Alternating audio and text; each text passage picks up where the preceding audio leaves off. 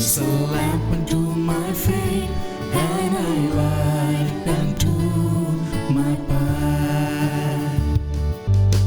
Thy word is a lamp unto my feet, and a light unto my path.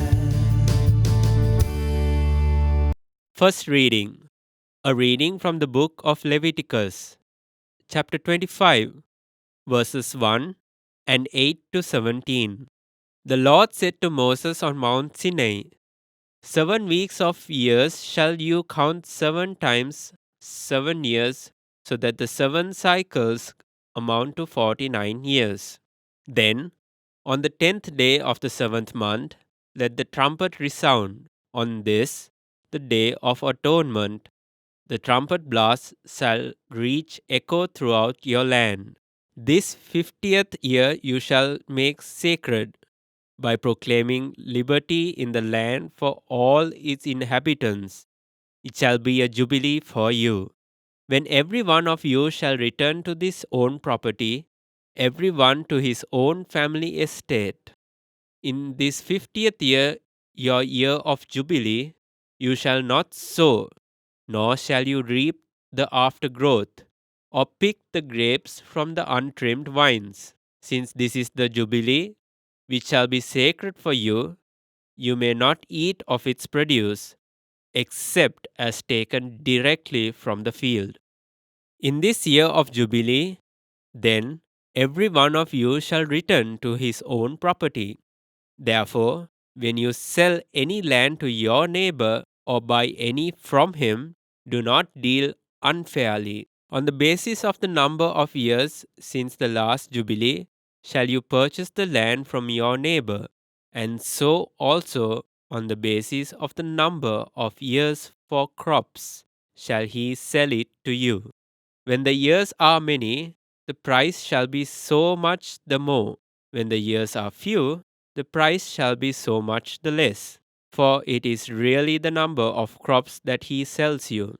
Do not deal unfairly, then, but stand in fear of your God. I, the Lord, am your God.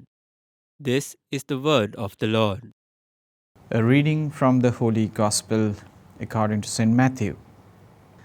At that time, Herod the ruler heard reports about Jesus, and he said to his servants, "This is John the Baptist. He has been raised from the dead, and for this reason these powers are at work in him." For Herod had arrested John, bound him, and put him in prison on account of Herodias, his brother Philip's wife, because John had been telling him, "It is not lawful for you to have her." Though Herod wanted to put him to death, he feared the crowd, because they regarded him as a prophet. But when Herod's birthday came, the daughter of Herodias danced before the company, and she pleased Herod so much that he promised on oath to grant her whatever she might ask. Prompted by her mother, she said, "Give me the head of John the Baptist here on a platter." The king was grieved, yet out of regard for his oaths and for the guests, he commanded it to be given. He sent and had John beheaded in the prison. The head was brought on a platter and given to the girl, who brought it to her mother. His disciples came and took the body and buried it. Then they went and told Jesus. This is the gospel of the Lord. Good morning to all of you. Dear brothers and sisters, we have come to another blessed day, a day created by God.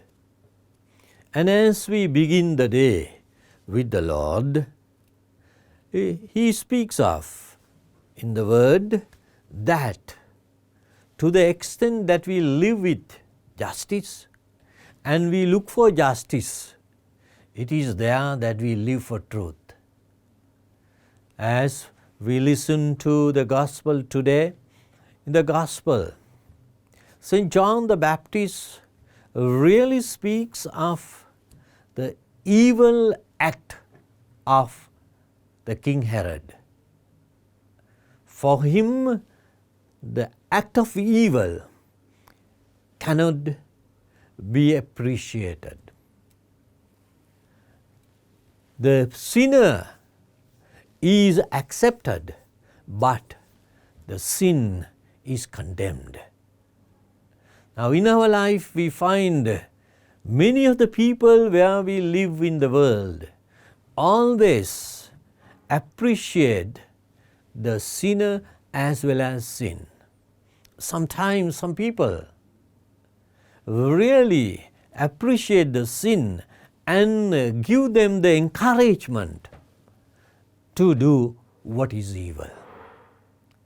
Give them the power to do what is evil. They are not condemning the evil. They are not condemning the wrong people do. Now today, we all are called to have a good conscience deep within ourselves. When the good conscience is there, there is the sharpness of the conscience deep within. When we have good, sharp conscience, it knows how to separate what is evil and what is good. And it knows how to give the force to do what is good.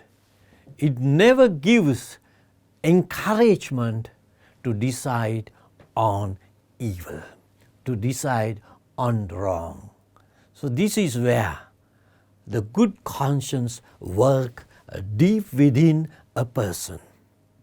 So as we speak of conscience, it should be of good, sharp type. When it is there in such a way, as we come across many things, it gives correct decision, it leads for correct action.